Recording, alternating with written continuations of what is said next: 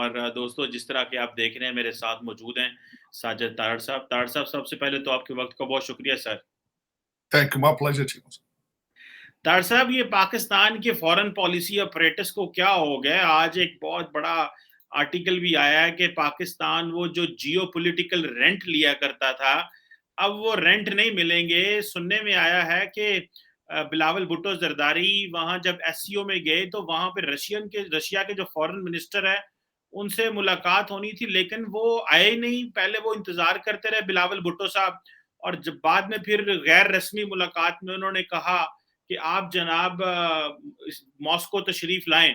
तो आप क्या तारड़ साहब समझते हैं ये पाकिस्तान की फॉरेन पॉलिसी का फेलियर है कि उधर अमेरिका को कॉलें कर रहे हैं, वो जवाब पैसे नहीं भेज रहे, और रशिया वाले जो हैं वो मिलने नहीं आ रहे? ये किया क्या है इमरान साहब ने और बाकियों ने मिलके सर फॉरेन पॉलिसी को? चीमा साहब, इसका मकसद जो था, ये जो इवेंट हो रहा है ताशकंद में, उसका इसका मकसद ये था कि फॉरेन मिनिस्टर मिलके जो आने वाले दिनों में समरकंद में सितंबर में मीटिंग होगी, जहां पे मोदी साहब होंगे, शहबाज शरीफ साहब होंगे, शी पिंग होंगे, और उसमें ये सारी बड़े जो इनकी मीटिंग होगी, उसके लिए लाहे अमल तय करना था। अब बिलावल भुट्टो साहब से मिलने की इनको क्या जरूरत है कि सितंबर तक पता नहीं प्राइम मिनिस्टर किसने होना है? देखे ना, ये तो एक ओपन क्वेश्चन है पूरी दुनिया के लिए कि वो। और दूसरा ये कि वो साइड लाइन पे मिले हैं सर जी साहब, उन्होंने पूछा हाँ सुना तेरे अब्बे का क्या हाल है, वो इतनी बात करके तो वो निकल गए आगे। ये देखें। और दूसरा, हमारा सिर्फ और सिर्फ उन लोगों से मिलना होता है, चाइनीज से मिले हैं हम। और दूसरा, शेरी मजारी साहब की भी मैं बताता हूं, उन्होंने जो स्टेटमेंट छोड़ी, हम सिर्फ उन लोगों से मिलना पसंद करते हैं जहां से कोई डॉलर की खुशबू आ रही हो, जहां से कोई पैसे आने की तवक्को, उस साइड पे हमारा झुकाव होता है। अब उसमें मैं ये बताना चाह रहा था, शेरी मजारी साहबा जो है, अल्टीमेटली उन्होंने बड़ा बड़ा खूबसूरती के साथ इस चीज को कवर किया है। उन्होंने कहा कि ये रशियंस को इसलिए नहीं मिले कि अमेरिका नाराज ना हो जाए, क्योंकि, और उनकी बात में वजन नजर आ रहा है, क्योंकि इस वक्त तो आपकी सारी गवर्नमेंट जो है वो वेंडी शर्मन की मिन्नतें तरले कर रही है, भाई पैसे पैसे पैसे। तो इन हालात में अगर वहां पे जाके अगर बिलावल भुट्टो साहब फुर्तियां दिखाते हैं, तो इधर से सिग्नल आ जाना था भाई ये क्या हो रहा है। और दूसरा, बल्कि मैं एक आर्टिकल पढ़ रहा था कि इस टोटल जो शंघाई कोऑपरेशन, इसका जो काउंसिल का सबसे बड़ा एजेंडा है, दो मुल्कों का, जो इसमें जो इनकी ऑफिशियल जबान भी चाइनीज और रशियन है, इसका सबसे बड़ा जो ऑब्जेक्टिव है वो वेस्ट को काउंटर करना है।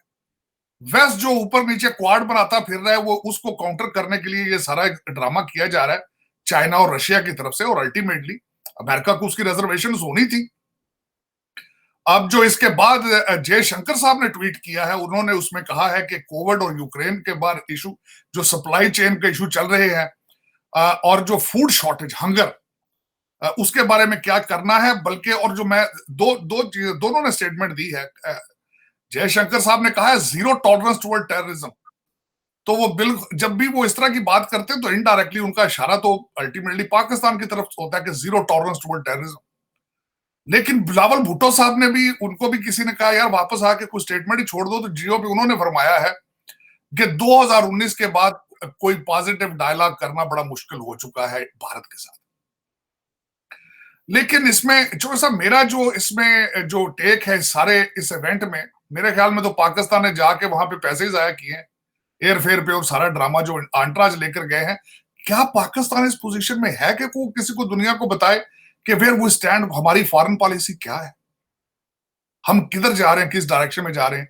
जब हमारा जो इस वक्त the most powerful person who is the, वो वेंडी शर्मन को कॉलिंग कर रहे हैं, और उसको इमरान खान साहब दूसरी साइड पे उनके, मैं हैरान हो गया हूं उन्होंने जो काउंटर किया है उसकी खूबसूरती के साथ बाजवा साहब की बात को, कि क्या हमें अमेरिका की मदद की जरूरत है? खास पे तुसी पैसे दे दो फिर पाकिस्तान को, आपके दोस्त 14-14 बिलियन डॉलर के मालक हैं आरफ नकवी जैसे, तो 2-4 बिलियन डॉलर आप पाकिस्तान को देते क्यों नहीं? खान साहब ने बड़े कैजुअल तरीके से कह दिया। खान साहब, जब आप सऊदी अरेबिया और चाइना को नाराज करके आते थे तो उस वक्त राजी कौन करता था? उस वक्त भी यही फौजी जाके काले करके आपका ठीक करते थे सारी चीजें। आप समझते हैं कि दुनिया जो सारी, वो सारा पाकिस्तान और सारी दुनिया नाक में रोटियां डाल रही है। खान साहब कुछ सोच के इस तरह की बात किया करें। और आज भी पाकिस्तान के लिए अल्टीमेटली डिफेंस के बजट को उन्होंने मीट करना है। आपको क्या है, आपकी डायरेक्शन तो अफगानिस्तान है। आप तो, मेरा मकसद है कि आपका तो ख्याल ये है कि लोग जो हैं वो सिर्फ बादाम और किशमिश खाएं जो कि हमारे अफगानिस्तान वाले दोस्त खाते हैं। तो खान साहब इस तरह नहीं होना। दुनिया ने दवाइयां भी लेनी है, गाड़ियां भी चलनी है, और आपके पास आपका चेहरा बड़ा, मैंने वो इंटरव्यू सुना, खान साहब ने बड़े कैजुअल तरीके से कहा हमें अमेरिका को कॉल करनी चाहिए थी। देखिए जी, बाजवा साहब ने कॉल क्यों की है, इनकी कॉल बनती नहीं। खान साहब तो $4-5 बिलियन आप दे दें, आपके बड़े बड़े रिच लोग हैं, आपके ससुराल जो है वो सारे, मेरा मकसद है इंग्लैंड के बहुत बड़ी मोटी सामी है। खान साहब, जिस तरह आपने बड़े कैजुअल तरीके से कहा, मेहरबानी फरमाए, इस वक्त बलूचिस्तान में बड़ा कहर उतर चुका है, वहां पे कुछ $2-4 बिलियन दें इनको आप।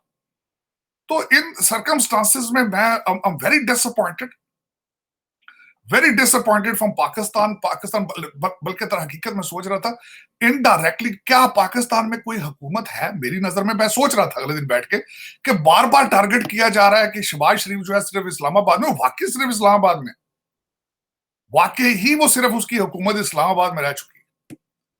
और इन सर्कमस्टांसेस में इस वक्त, और जो सबसे खतरनाक चीज हो चुकी है कि आपकी एस्टेब्लिशमेंट भी, मेरा मसला, डिवाइडेड है, आपकी ब्यूरोक्रेसी भी डिवाइडेड हो चुकी है। वो इस तरीके से कि जिस तरीके से परवेज लाई साहब ने आके पहले दिन ही बदला शुरू कर दिया है पुलिस के पीछे जाके, इस वक्त ब्यूरोक्रेसी डर गई है खौफ से कि हमारे साथ क्या होने वाला है। और हमारे जो रियासत मदीना के जो पीर साहब हैं, उन्होंने कहा मैंने लिस्टें बना के रखी हुई। तो देखें इस तरीके से इन्होंने पाकिस्तान को एक शिकंजे के अंदर जकड़ लिया है। और बिल्कुल मैं समझता हूं खान साहब, मुझे लग रहा है he is moving towards dictatorship.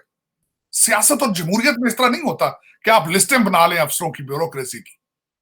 तो ये तो डिक्टेटरशिप है। वो कहता है मैं सजा दूंगा जिसने भी, जिनके पीटीआई के जिन एमपीएस को और एमएनएस के घरों में पुलिस वाले गए हैं, हम उनको इबरत का निशान बना देंगे। तो ये तो सिर्फ ये तो मैंने देखा है, इदी अमीन करता देखा है अफ्रीका में, या डिक्टेटरशिप में लोग करते सुने थे, यहाँ इराक सदाम हुसैन सर करता था इस तरह की बातें। तो मर्जी है फिर ये पीटीआई वालों की, मजहबी पार्टी है भी, ये कर सकते हैं। ईरान जैसा रेवोल्यूशन इनका प्रोग्राम है लाने का, तो फिर अल्लाह अल्लाह ही है। तो बिल्कुल सही कह रहे हैं तार साहब। और जिस तरह आपने रेफरेंस दिया कि आप ये आज ये बातें कर रहे हैं कि वो रशिया, बाजवा साहब का काम नहीं है अमेरिका फोन करना, खुद तो व्हाइट हाउस ले गए थे बाजवा साहब को, और पहली दफा किसी पाकिस्तानी वजीर आजम के साथ आर्मी चीफ गया था, खुद तो ले जाते थे। तार साहब, इसी एससीओ का एक और पर्सपेक्टिव भी देखें वहां पे चाइनीज थे। अब जब एक मल्टीलैटरल फोरम है एससीओ, जब भी मल्टीलैटरल फोरम पे जाते हैं तो बायलैटरल से मुलाकातें होती हैं। तो तार साहब, ना Indian foreign minister doctor Jaishankar से मुलाकात हुई, ना रशियन से बात हुई। तो आप क्या समझेंगे फिर ये, क्या बिलावल भुट्टो जरदारी का जो आपके इंपॉर्टेंट नेबर है इंडिया, उसके साथ एनजी मुंह सुजा के हमने रखना है कि जनाब वो ना साढ़े नाल ही गल की थी, उन्होंने ना गल नहीं की थी, और मेरी इतला के मुताबिक चोरी छुप के लेटर भी लिख रहे हैं इंडिया वालों को, कहें कि हाँ वो कोई बैक चैनल पे कुछ चीजें चलाना भी चाह रहे हैं, और जब मौका मिलता है तो मिलते भी नहीं है। ये ताड़ साहब, आप क्या समझेंगे डॉक्टर जयशंकर से मुलाकात ना करना, हाथ ना बढ़ाना, ये क्या ईगो है हमारी फॉरेन पॉलिसी का फेलियर है, और एससीओ जैसे प्लेटफॉर्म? क्योंकि आप देखें डॉक्टर तारड़ साहब, चाइना और इंडिया जो है वो अक्सर ग्लोबल प्लेटफॉर्म पे मिल पड़ते हैं, लेकिन पाकिस्तान और जो इंडिया है इनका कोई इस तरह का कोई प्लेटफॉर्म है ही नहीं है जहां पे दोनों कटे हैं। एक ही प्लेटफॉर्म था एससीओ, उसको हमने जाया कर दिया। तो फिर आप नहीं समझते कि बिलावल साहब का दौरा जो है ताशकंद का और एससीओ का, ये ट्रिप जाया हो गया? देखिए, इंडियन रेफरेंस बताइएगा। मैं बिल्कुल एग्री करता हूँ। अब देखिए, ना फॉरेन पॉलिसी है ना डिप्लोमेसी है। आपको याद होगा कि एक दफा इन्होंने भारत की तरफ इमरान खान दौर में तिजारत की एक फैसला करके तिजारती, फिर उससे रिवर्स इन्होंने लिया था। ये हमेशा ब्लंडर, जिस तरह मैंने इसका ब्लंडर आपको बताया, तारक फातमी साहब आए हैं डीसी में और पीछे से फॉरेन मिनिस्ट्री जो है उन्होंने कह दिया इनका पर्सनल ट्रिप। तो ये ब्लंडर है इनके। देखें, मैंने आपको बताया था कि दुनिया में देखें, इनको चाइना से, भारत के रिलेशनशिप से लर्न करना चाहिए था कि वो आई टू आई भी है, लेकिन एक दूसरे के साथ $67 बिलियन का ट्रेड कर रहे हैं चाइना भारत के साथ। 125 का था सर, 125 बिलियन का। Yes sir, unbelievable. और आप देखें कि और नेक टू नेक भी चल रहे हैं। सबसे बड़ी मजे की बात यह है कि इस वक्त चाइना का जो शिप कैरियर है इंडियन ओशन में है।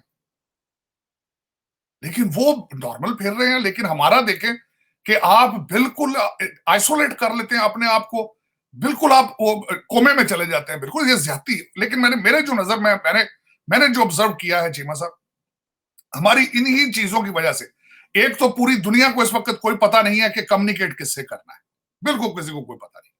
Western civilizations they are confused. जब कॉल जाती है एक आर्मी चीफ की तरफ से, अब वेंडी शर्मन क्या सोच रही होगी, या हमारा या स्टेट डिपार्टमेंट क्या सोच रहा होगा कि why he is calling us. Question legit है। लेकिन देखिए पाकिस्तान के अंदर ताकत का मुंबई सिर्फ वो इंस्टीट्यूशन है, देखिए, और उनको कोई पता नहीं। इसी तरीके से हमारी फॉरेन पॉलिसी भी कंफ्यूज्ड है कि कोई उनको पता नहीं है किस डायरेक्शन में जाना है। देखिए अगर मैं सोच रहा हूं बिलावल भुट्टो की जगह मैं हूं, कल आईएमएफ का क्या पता साथ कोई ऐसा शर्त आ जाए कि आपने फला फला कंट्री के साथ नहीं मिलना, तो आपको शर्तें फॉलो करनी पड़ेगी। बल्कि मेरी जो इंफॉर्मेशन वॉशिंगटन डीसी के लिहाज से ये थी कि इनके ऊपर दबाव है कि भारत के साथ रिलेशनशिप नॉर्मल करें अपने।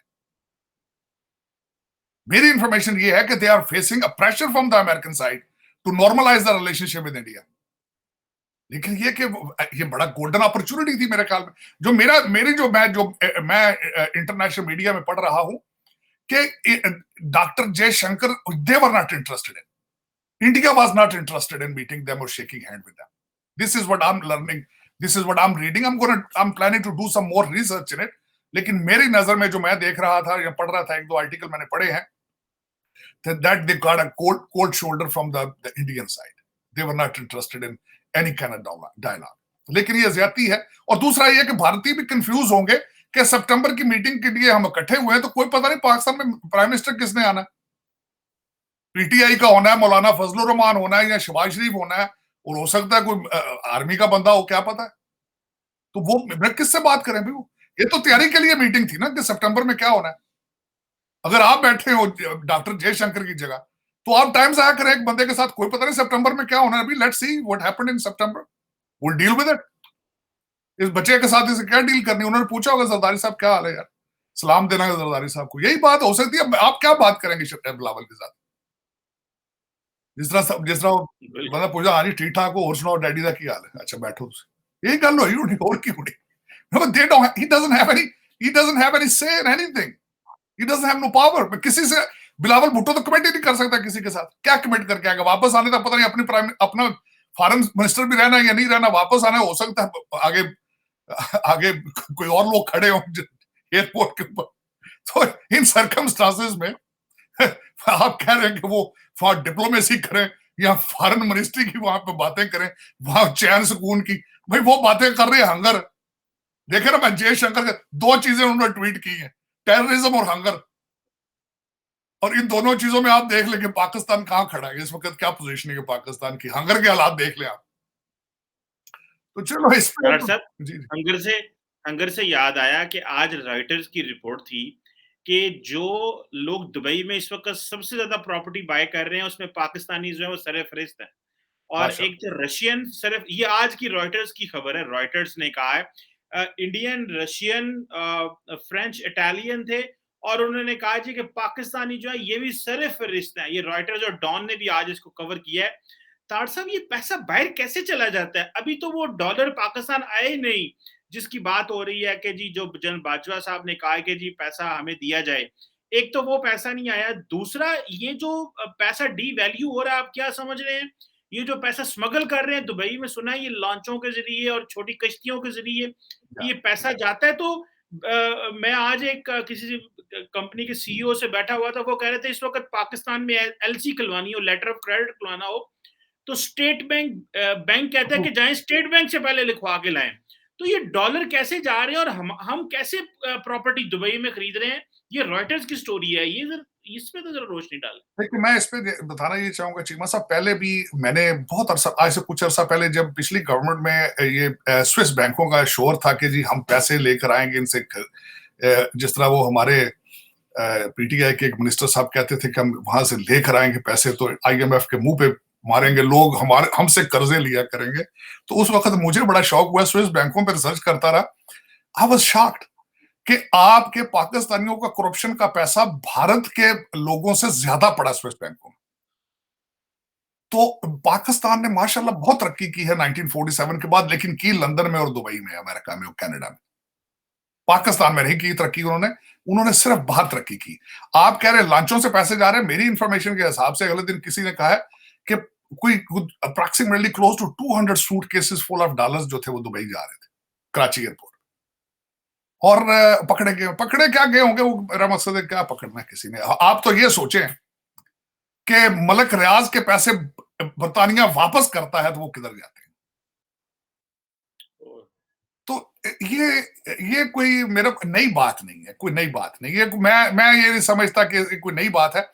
हाँ, ये एक है कि जो मैं जा इसी डायरेक्शन में रहे हैं पैसे, दुबई और लंदन, लेकिन इस वक्त आपका रुपया 250 का है और अफगानी जो है 255 का है, वहां भी स्मगल हो रहे हैं पैसे, इसमें कोई शक नहीं। लेकिन पता है सब लोगों को, ये कोई नई बात नहीं है। पाकिस्तान माशाल्लाह इतनी तरक्की कर चुका है, हर इंसान के पास हाथ में स्मार्टफोन है, और शाम को वो सारी खबरें वगैरह सुन के, टिकटॉक वगैरह देख के, एक दूसरे को गालियां निकाल के, कोई 5-6 ट्वीट करके इमरान खान के हक में वो फिर सोता है। तो वो उसमें कोई ऐसी कोई नई चंबे वाली बात नहीं है। पाकिस्तान, मैं वो जो आर्टिकल मैंने वो पढ़ा बिल्कुल वो उसके बारे में, तो टॉप पहले नंबर पे तो रशियन आए, उसके बाद आपका टाई है मिस्र के साथ। लेकिन ज्यादातर मुमालिक यहाँ जहां पे पॉलिटिकल अनरेस्ट है, जिस तरह इटली में अगले दिन रिजाइन हुआ, इटली के लोग भी उसमें शामिल हैं, उसमें इजिप्ट के शामिल हैं, भारत भी उसमें शामिल है। लेकिन ये कि Dubai is famous for corruption money, उनको वहां पे बड़े अरसे से ये उनको एजाज हासिल है कि दुनिया अपना सारा पैसा वहां लेके जाती है। कुछ जो मजीद एक्सपर्ट हैं, आरफ नकवी जैसे, वो केमन आइलैंड में भी लेकर जाते हैं।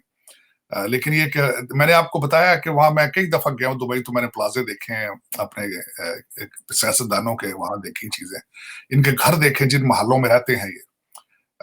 और अफसोस के साथ मैं ये कहता हूँ, और हर इंसान को पता है, ये कोई ऐसी छुपी बात नहीं है। करप्शन मैंने बताया था आपको कि पॉइंट ये आ चुका है कि पाकिस्तान में करप्शन को अब मेरे ख्याल में इनको लीगल कर देना चाहिए। 2 गुजारिशात मैं हमेशा ये कहूंगा, अगर ये मुनासिब समझें।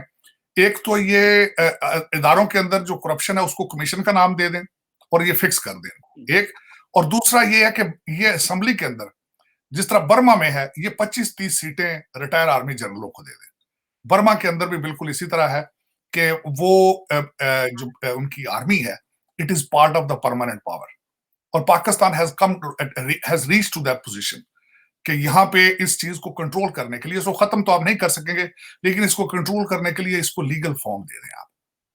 मेरे ख्याल में इसको कॉन्स्टिट्यूशन का हिस्सा बनाए कि 30% power goes to the army और may be 40% goes to the army, और सर्विंग जनरल्स और सर्विंग और जो रिटायर हैं जो जनरल, उनको मेंबर ऑफ पार्लियामेंट बनाए, सीनेट में हिस्सा दें, और परमानेंट उनको पावर का हिस्सा बना दें। वरना मेरे ख्याल में इसके बगैर और कुछ सोल्यूशन नजर नहीं आता। बिल्कुल ठीक कह रहे हैं कि तार साहब ये जो कोई सलूशन नहीं नज़र आ रहा। तो तार साहब वो एक बात चली है कि भई अब पाकिस्तान की वो जो हम अफ़गानिस्तान को कभी दुनिया आता था तो अफ़गानिस्तान में आते थे, तो हमारी वैल्यू बढ़ जाती थी। कभी जो है वो वॉर एंड टेरर में हमारी जो वैल्यू बढ़ जाती थी। तो तार साहब अभी की पोज़ीशन ये है कि अभी तो दुनिया जो है वो इस खित्ते में आना ही नहीं है। और हमारी पोजीशन ये है कि हमारे पास रेवेन्यू कोई नहीं है, टैक्स इकट्ठा नहीं हो रहा, और कीमतें, इन्फ्लेशन जो है वो 38% पे आज इमरान खान साहब ने पहुंच गई है। तो तार साहब ये फिर हमारी क्या डायरेक्शन होगी? फॉरेन पॉलिसी में फेलियर है, फाइनेंशियली चीजें कमजोर हैं, हम फिर और दुनिया हमसे अब इंगेज नहीं करना चाह रही। रशियंस हमें पनिश कर रहे हैं कि आप सियासत करते हैं हमारे साथ, जब इमरान खान साहब वापस आए थे, और अमरीकियों को कॉलें करते हैं तो वो भी अब हमें लिफ्ट नहीं करा रहे। तो फिर ये किधर हम, ये डायरेक्शन क्या बनती है अगले चंद महीनों में, क्योंकि इस गवर्नमेंट का भी कुछ पता नहीं है। देखिए, इस वक्त आपके हालात ये है कि अगर 1 मिनट के लिए सोचा जाए, मैं दोनों सिनेरियो सोचने की कोशिश करता हूँ। खान साहब वापस आ जाते हैं, जिस तरह मैंने आपको बताया कि प्रोजेक्ट 2 है, इमरान खान प्रोजेक्ट 2 है। हमारे कुछ एजेंसियों के लोगों ने ये कोशिश की थी कि एक थर्ड ऑप्शन लाया जाए, वो लाए हैं, बुरे तरीके से फेल हुआ, लेकिन वो अभी तक उसके साथ चिमटे हुए हैं। अगर वो वापस आते हैं तो वो कौन सा जादू करेंगे जिससे अमेरिका इंप्रेस हो जाएगा, या सी पैक में चाइना आ जाएगा, आप भारत के साथ भी नॉर्मलाइज हो जाएंगे, आप रशिया से तेल भी ले सकेंगे, रशिया से गंदम भी ले सकेंगे। कौन सा फार्मूला? आरफ नकवी आपका क्या ख्याल है? कुछ आपको 7-8 बिलियन उनको प्लेट में रख के दे देगा। It is not going to happen. और वो कहते थे मेरे पास टीम है, टीम उनके पास कुछ नहीं है। हुकूमत का तजर्बा है, उनके पास नहीं है, क्योंकि पिछले 4 साल सिर्फ एजेंसियां चलाती रही उनको। उन्होंने खुद फरमाया अपने इंटरव्यू में, उन्होंने कहा कि मैं कहता था लोगों को तो लेके आ जाते थे। एमएनएस का ही खुद कहते हैं आप, बल्कि एमक्यूएम वाले बेचारे काले नहीं आते तो वो कंफ्यूज हो चुके, वो कहते हैं आप तो कालों का वेट कर रहे हैं। हर एमएनए को काल आती थी तो वो आके वोट डालता था। तो इस तरीके से 4 साल हुकूमत की उन्होंने। पीका लगा दिया। जर्नलिस्ट जिन लोगों के कांधों पर बैठ कर आए थे उन्हीं को उन्होंने गिरा दिया। अलीम खान की स्टोरी बन गई, तरीन खान की स्टोरी बन गई। उसके बाद अगर वो आएंगे तो इसी तरह के ब्लंडर फिर दोबारा करेंगे। जिस तरह आज उन्होंने ब्लंडर फरमाया है कि अमेरिका से पैसे लेने की क्या जरूरत है, हमारे पास तो अपना बहुत पैसा है। खुदा ना लो यार, कैसी बातें आप कर रहे हो। इनके एडवाइजर इस तरह के लोग इनको बैठ के बताते हैं यार खान साहब आप ये स्टेटमेंट देते हैं, तो ये आपका फ्यूचर प्राइम मिनिस्टर। चलें, अगर अगर कोई शहबाज शरीफ या दूसरी गवर्नमेंट या कोई एक ग्रुप मिलकर कहता है कि फॉरेन फंडिंग का फैसला करते हैं, आपका क्या ख्याल है कि इस पॉइंट पे आके आप इमरान खान साहब को टच कर सकते? Impossible. He has become untouchable.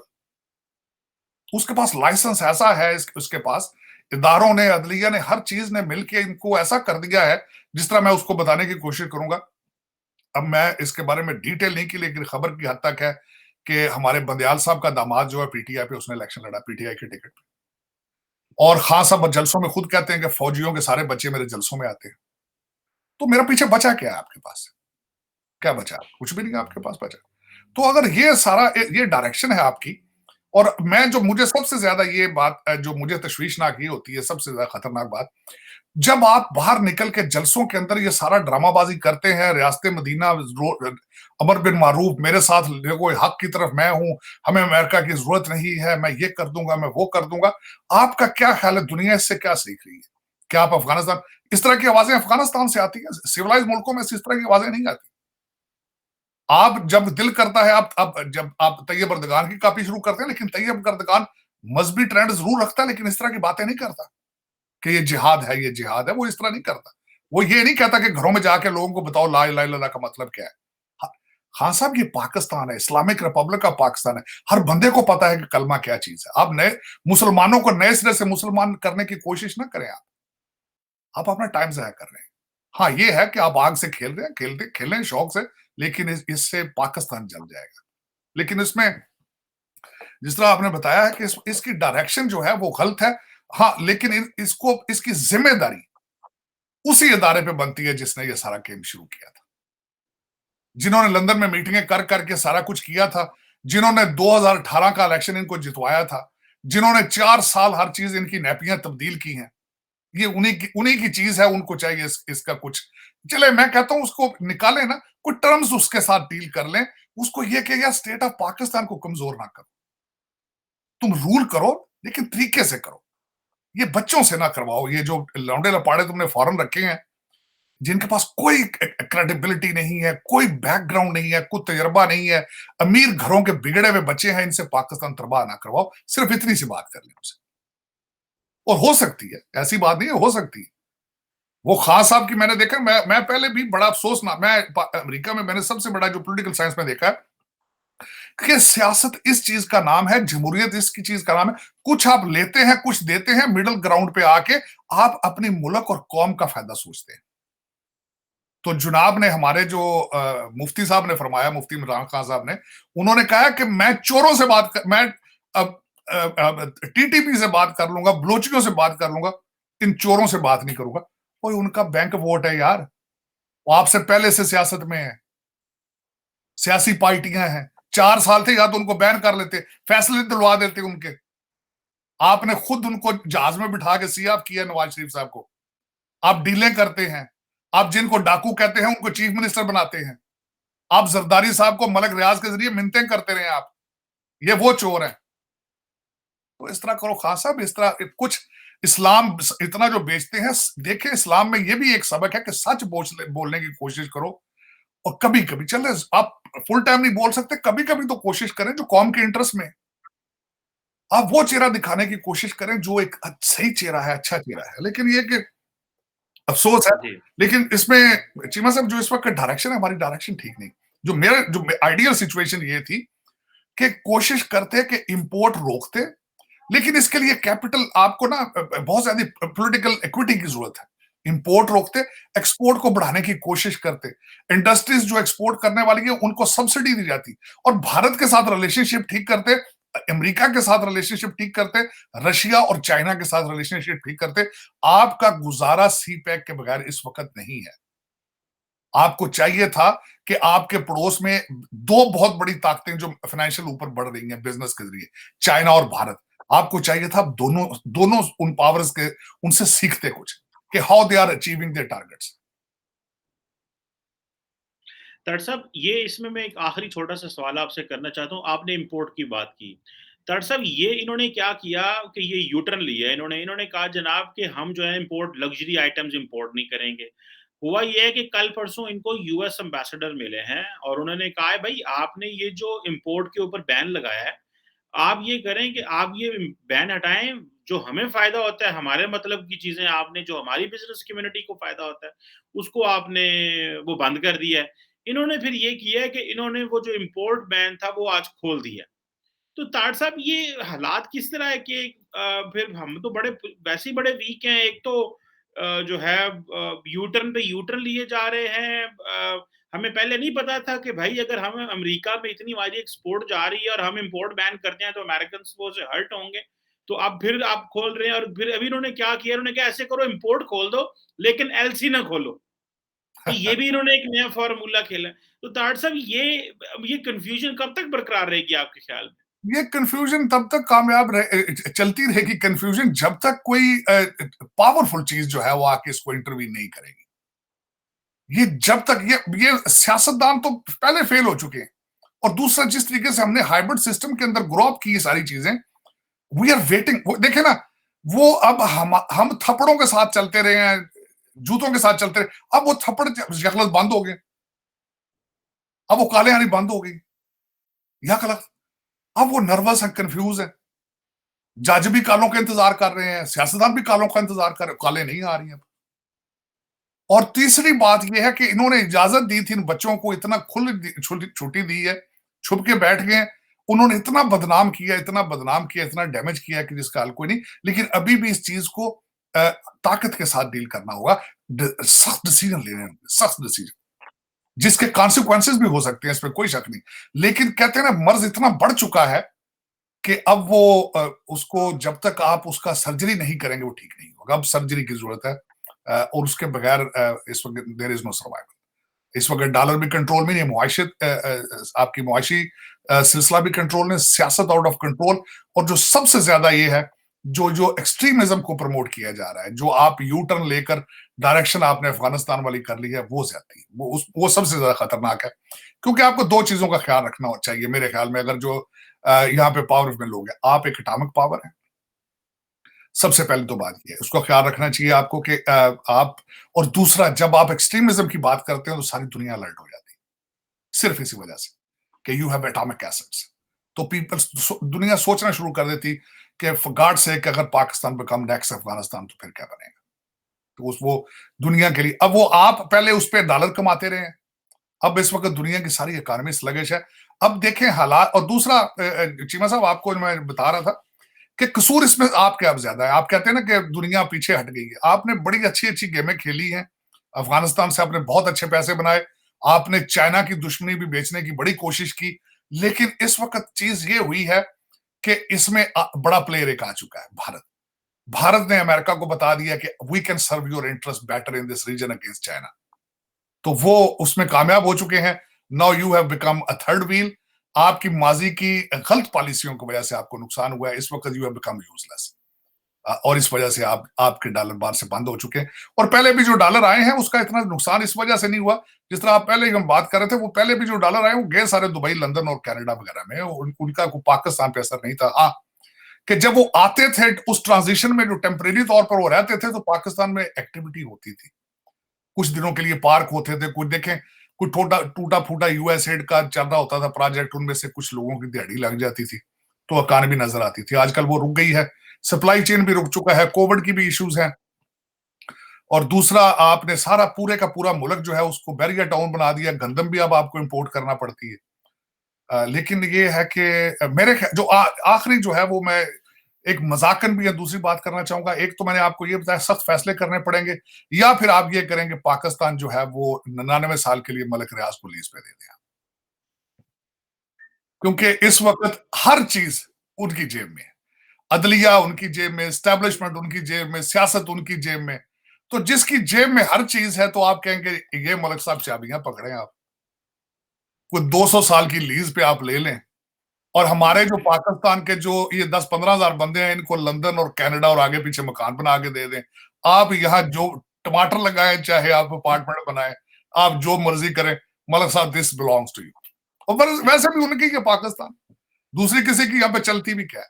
जिस पे देखे ना अगले दिन जहाज भी इस्तेमाल हुआ है तो उनका इस्तेमाल हुआ है, 3 अरब रुपया बनी गाला में किसी को दे गए, वो ऐसे ही चलते फिरते। उन्होंने कहा यार तू तुम्हारी शक्ल यार बड़ी गरीब लगा है, 3 अरब रुपया फाड़ लिया यार। तो ये देखें स्टोरियां, और सारी दुनिया सुन रही है, देख रही है, बस एक अजीब जंगल सी जंगल का कानून है, बिल्कुल सही, जिसकी लाठी उसकी भैंस है। थैंक यू वेरी मच तार साहब, बड़ी दुख वाली बातें हैं, लेकिन ये अवाम को बताना और ये ट्रू पिक्चर पेश करना, लोगों को बताना कि और एलीट के ऊपर प्रेशर डालना, बात करना बहुत ज़रूरी है। अदरवाइज़ ये तो एक अनब्रिडल्ड हॉर्स हैं, जिधर मर्ज़ी मुड़ जाएँ। एक प्रेशर इनके ऊपर होना चाहिए, ताकि अवाम का प्रेशर इनके ऊपर होना चाहिए, ताकि ये फैसले पाकिस्तान के हक में लें। थैंक यू वेरी मच तार साहब, बहुत शुक्रिया। पाकिस्तान जिंदाबाद।